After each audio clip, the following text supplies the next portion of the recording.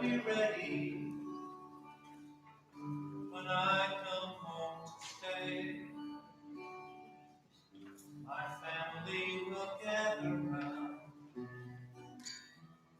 on that great day. Good and kindness will follow me for the rest of my days. I'll live in the house of the Lord, grant that I may. Yes, the Lord is my true shepherd, no want nor fear I know. He leads me by safe paths, and I will follow.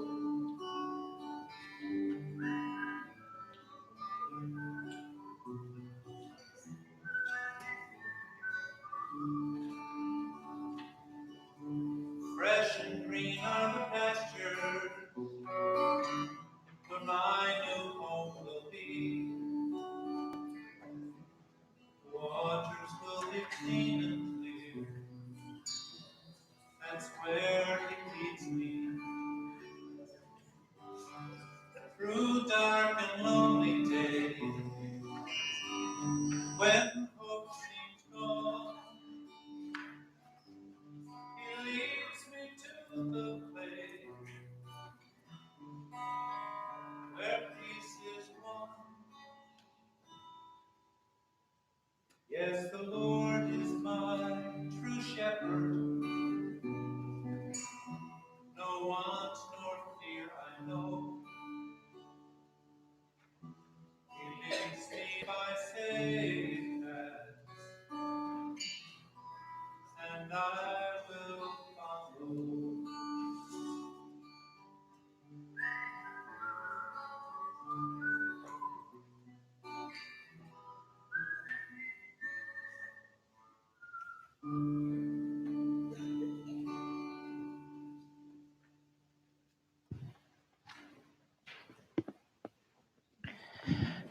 Good evening and welcome to worship at Centenary United Methodist Church tonight.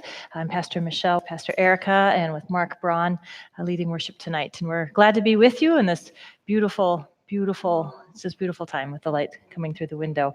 And I'm delighted that Mark is here. He's going to be leading music for us a couple times a month, I think. And tonight we're singing a couple of songs. They're just my favorite. There's so many good shepherd songs. So thank you for that. One announcement I want to make is, I suppose we could do this at the end, but if you're in my class, we're going to be in the Heritage Room instead of in the Fireside Room today. Okay, so there's some interesting things on the back of this bulletin. Yeah, there's just a few items we point you towards. Our moms group will start meeting next Wednesday night. So, and we'll feel it out. If there are many of you that want to be at Michelle's class and you also want to be at mom's group, we'll figure it out. So let me know on that. Shelter training for Connection Shelter will be coming up. There's one on October 1st, which is a week from Tuesday, and then also one on October 6th, which will be a week from Sunday. So if you're interested in volunteering with the shelter this year, please plan to do that. And then just a couple more announcements that you can read for yourselves. All right. Let us stand for our gathering together tonight. Peace on each one who comes in need. Peace on each one who comes in joy. Peace on each one who offers prayers. Peace on each one who offers song. Peace the maker, peace of the Son. Peace of the Spirit, the triune one. And now we'll have our gathering song.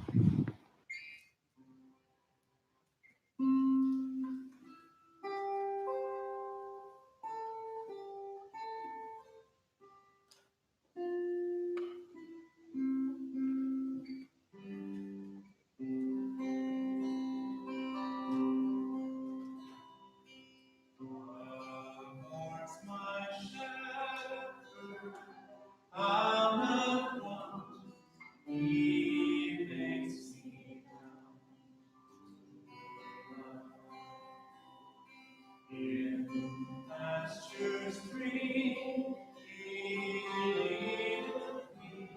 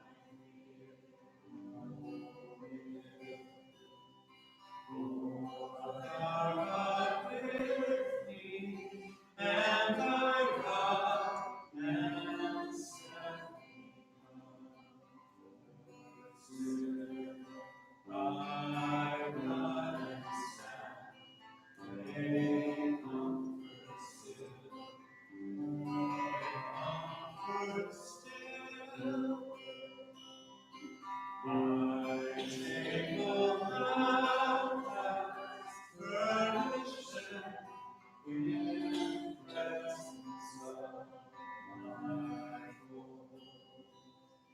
I have with oil thou dost anoint, and my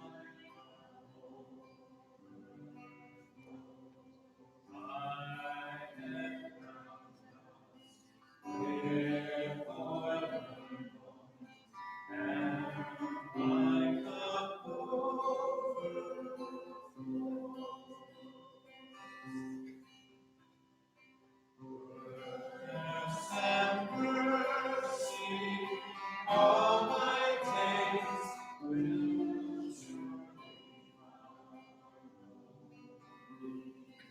and in my Father's heart always my dwelling place shall be, and in my Father's forever.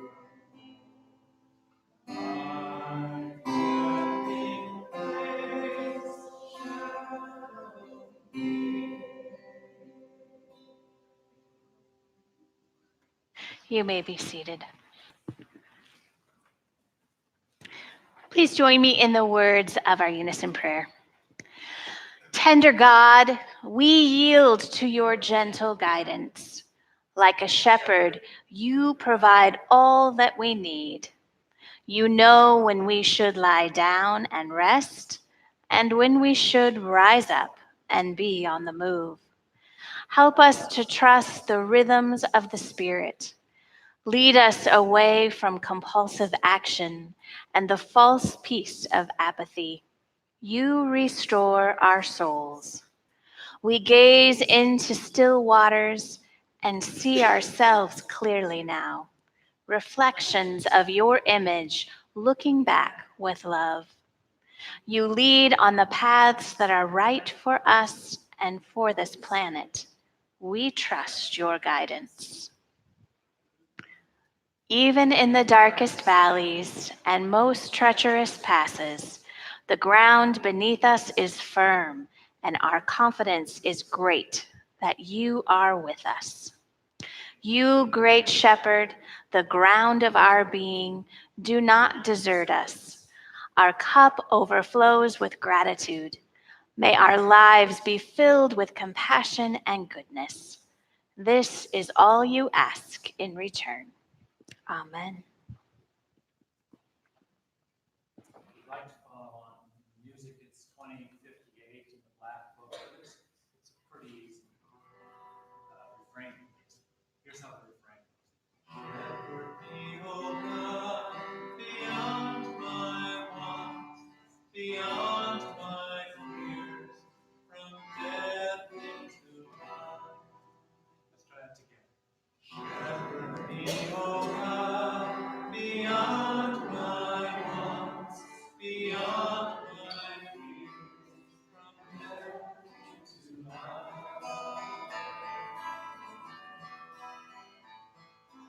God is my shepherd, so nothing shall I want. Rest in the meadows of faithfulness and care. I walk by the quiet waters of your peace. Shepherd me, O God, beyond my wants, beyond my fears, from death to life. Gently you raise me and heal my weary soul. Lead me by pathways of righteousness and truth. My spirit shall sing the praises of your name. Shepherd me, O God, beyond my wants, beyond my fears, from death unto life.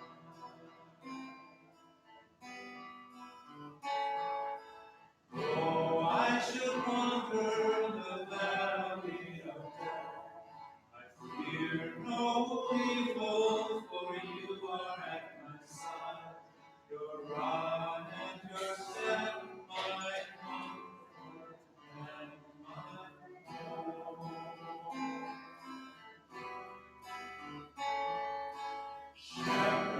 me, O God, beyond my wants, beyond my fears, from death into life. Shepherd me, O God, beyond my wants, beyond my fears, from death into life.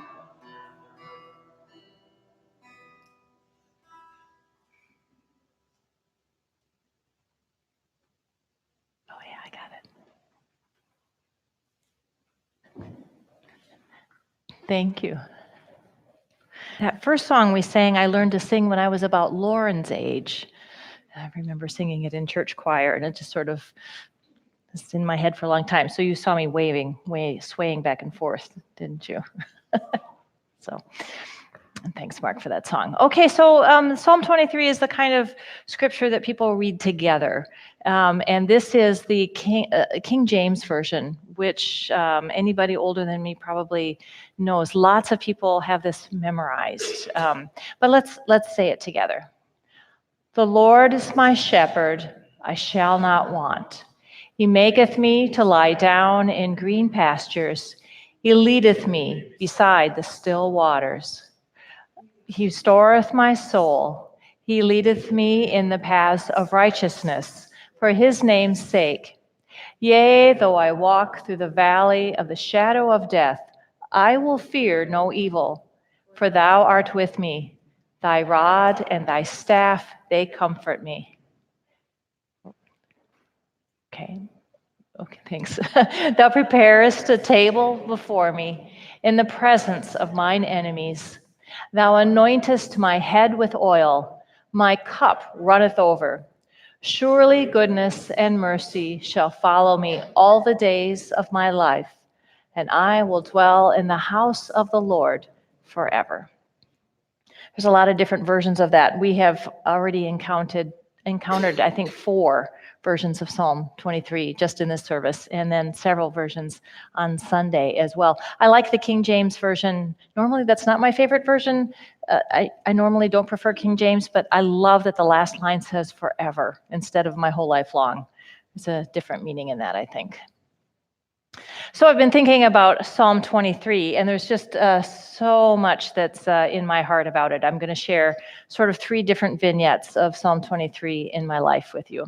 I had an opportunity for a wonderful Sabbath 7 years ago. So it was the year before I came here. I got a grant to travel in Europe with my family for several weeks, and then I spent almost a week on the island of Iona by myself. So I sent my whole family home from Glasgow. The journey to Iona is amazing. It's an island off the island of Mull. So I had to take a train from Glasgow to Oban, and then get on a ferry to the island of Mull and ride a bus across the island of Mull, and then take another ferry to Iona. And I was so worried that I wouldn't know how to get there. And people just said, just get on the train in Glasgow and you'll get there. It's not an issue, but I was really worried about it. But it's true. If you get on the right train in Glasgow, you end up on the island of Iona. Iona is about 3 miles wide. It's considered the island where Christianity first came to Scotland, and it's been most clergy who get the grant that I got go spend some time on Iona. It's that cool. It's just really an amazing place. So I talk about it all the time. So I spent my days, so I had this teeny tiny little room in the Columba Hotel, and then I would go and eat these wonderful meals. Oh, they had just a wonderful restaurant. And so I have these wonderful meals downstairs. And every night I would go to this beautiful abbey. It's 14th century abbey that had been restored after World War II.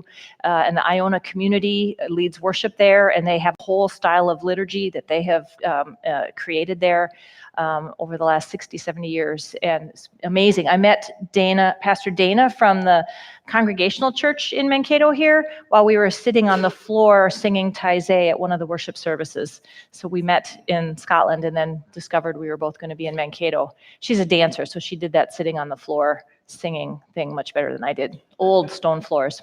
But then all day long, I would hike with my camera. That's just what I did. And the wonderful thing about Scotland is that they have these rules. I don't remember what it's called, but you can kind of hike anywhere you want to as long as you close the gates. It's all sheep farms, but as long as if the gate is closed and you close it, or the gate is open and you leave it open, as long as you follow that, you can go anywhere. And so I hiked in the sheep pasture so much that the shoes I was wearing, when I came home from Scotland, I had to tell customs what I'd been doing, and they took my sandals and washed them before they released me from customs, because there was a lot of evidence of sheep on my sandals. So everywhere I go, there would be sheep. And so this is a spot where Columba supposedly saw, and Columba was the saint that brought Christianity to Scotland. This is the spot where Columbus saw an angel. It's right about here. Here's a sheep. And then walk a little further, and there's a golf course there, but it's in the middle of the sheep pasture. So they would just play golf around the sheep. And I really wanted twice. I tried to do this. I wanted to go to Columbus Bay, because Columbus Bay, besides, if you like rock collecting, it's the best rocks. There's a particular kind of stone called Iona stone. My suitcase was also overweighted when I came home. But wonderful stones, and it's the spot where Columba came from Ireland. And so I was trying to get there. And so you can see it here. It's that bay that's just up there. But there's no real clearly marked trails. And so I'm walking in my sandals, and I think I had a long skirt on, and I'm trying to, I know I had chocolate and cheese in my backpack and my camera, and I'm trying to figure out how to get there. And so this is what the trail looked like. And then I'd go a little further, and it looked like that. So I can see where I'm headed. I'm headed to where all those rocks are. And so I'd get there. But twice I did this. I'd get down there, and I could not find my way back. I mean, so it just seemed really clear that there was a path on the way down to Columbus Bay. But when then I turn around, I mean, it's not that big of an island, so it's not like I'm going to get lost. But I just couldn't. I never found the trail back up the hill, ever. I even took pictures of it to try to, make sure I could, but I couldn't do it. But on the way back, I remember one time in particular, I'm just kind of stomping through you can see how I got in trouble with my shoes. I've got my Teva sandals on, and I'm kind of stomping up the hill. I do love going up and down hills. And then I came on this scene of the sheep. And I just always think of Psalm 23 when I see this picture. And for me in that moment, it was Psalm 23. I'm lost. I'm lost on this wee little island, but God is with me. And I felt God's presence there in just such an amazing way. And that's, people say if you go to Iona, you will hear what God is trying to tell you. It was really a beautiful, beautiful experience. It was just a year before I came here. Another thing that makes me, there's more sheep on Iona. Another thing that, as a pastor, I spend a lot of time doing funerals and a lot of time with people who are dying. And somebody asked me today, so how long is your funeral? And I said, well, if there aren't any songs or other people speaking, it's 17 minutes. And she said, that's really particular. It's like, yeah, well, it's more than 120 funerals, I know. And we almost always use Psalm 23 in a funeral. I mean, right? If you go to a funeral, and you can even just say, we're going to read Psalm 23, King James Version, and most of the room knows, and we all can say it together. But also when people are dying, they often, it's like the main thing that you're going to say to people when they're dying. I don't know if you know that, but if you're a pastor, I mean, it's just what you do. So you start off with the Lord is my shepherd. The one time I said Psalm 23, I was called to a family that I didn't know.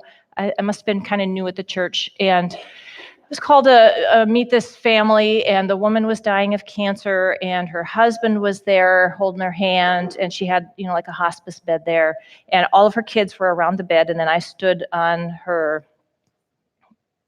one of her sides, right or left, I'm not sure, left side. And I was holding her hand, her husband was holding her other hand, and all her kids are standing around. And so, we're praying, and then I say the Lord's Prayer. And usually I can memorize it, but sometimes I get a little mixed up when I close my eyes. But so I'm doing Lord's Prayer, get to, I think it's verse 4. Yea, though I walk through the valley of the shadow of death. And she died. Right then, I could feel it in my hand. I was holding her hand, and I could feel I felt her go. And one of her kids kind of exclaimed, and I thought, well, I better get through the rest of it. So I said the rest of the psalm and opened my eyes, and she had died. And I thought, how is it that you die on that one verse of Psalm 23? Yea, though I walk through the valley of the shadow of death. It was almost like just saying that together gave her permission to go, but I don't think I'll ever forget what it felt like that those words just helped her leave right then. I also think about my friend Ian when I think about Psalm 23. This is a photo that he took and then gave me. I think it was for my ordination. Ian was my best friend in youth group. So when I was your age, Ian and I were in youth group together. We were in the same church. We went to Bible school together, camp together, youth group together. We went on a church, a United Methodist Minnesota church trip to DC and New York when we were juniors. We vacation Bible school. I always would watch. They didn't live too far, and if their van was coming down the hill, and I saw it, and we hadn't gone to church yet, I'd say, "Oh, we're going to be late because Thompsons have already gone." And then we went to high school together and college together. He was an usher at my first wedding, which was an absolute disaster. And then I officiated at his wedding, which was a horrible disaster too. And so then we supported each other after those things. I mean, so we'd been friends forever. And so when he was dying in his early 40s, he asked me if I would preach at his funeral. Toughest funeral I ever preached. And when we were talking with each other, he said, "I have been so blessed." And I was like, "Ian, you're kidding me." He'd been an alcoholic all the way through high school and college. He had always wanted to be a father, and he got married, and it was just a disaster, divorce, never got to be a dad. He was a teacher. He had cancer. He was a child of missionaries to Bolivia, born in Bolivia. This picture is taken in Bolivia. Had cancer when they were there, came home to Mayo Clinic to be treated when he was about 10. And the treatment did so much damage to his heart that he was 42 and had more cancer, and it deformed him, and he was dying of heart failure. And I just said, "You're kidding. You've been blessed." And he said, "I have been so blessed, and I want you to say that at my funeral." So I preached in front of all my high school classmates and my college classmates and everybody I grew up in church for his service. And then after that, I was supposed to introduce Psalm 23. His dad, I've also preached at his mom and dad's funerals. His dad loved one version of Psalm 23, and so my job was to introduce that. So I just always think about Ian when I'm thinking about Psalm 23 and just this beautiful sense that he had, that even though, I mean, really a long list of difficult things in his life, cancer and all the things that came with his cancer treatments, and then alcoholism, and then just never, really getting to do the things that he most yearned to do. And he died just feeling so blessed and so loved and so much at peace. Like, how does that happen? So when I think of Psalm 23, I think it has so much power when people are dying, because there's an incredible sense of its power when we're living. There's something about these words that call us to this deep sense of rest and Sabbath, this deep sense that we are held and we are cared for, and that no matter what happens, there is this much larger love than we can even describe. And there's something about these words that capture that beauty. And so they become so powerful when we're living, that when we hear them at a funeral, they give us comfort. And when we hear them at a deathbed, we can let go knowing that we are cared for and held and we are safe. So to end today, I'd like to have us listen to the version of Psalm 23 that I introduced at Ian's service that his father just found so beautiful. And it's one of the most beautiful versions of the psalm I've ever heard.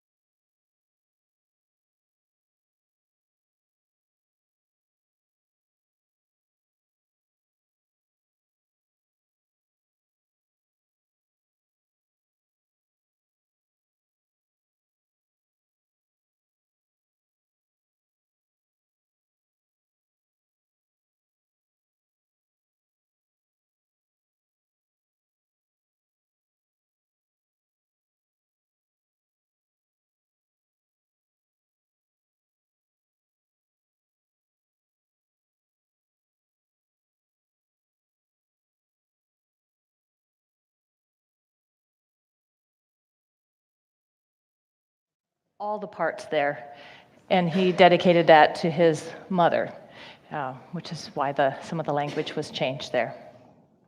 Psalm 23 is about that deep, deep sense of Sabbath, and we've both had a time of sharing on that very powerful text, deep, deep sense of Sabbath. May that deep sense that that crosses just even the boundaries of life and death just be with you. May you hold these words in this text, all the different ways that we've heard it today, as a comfort through whatever valley, whatever journey, whatever walk your life takes you. And may you be blessed. Amen. Go ahead Dismiss and by groups? dismiss by groups, makes it a little less chaotic. Youth, you may head down to the basement. The door should be open shortly. If you are going to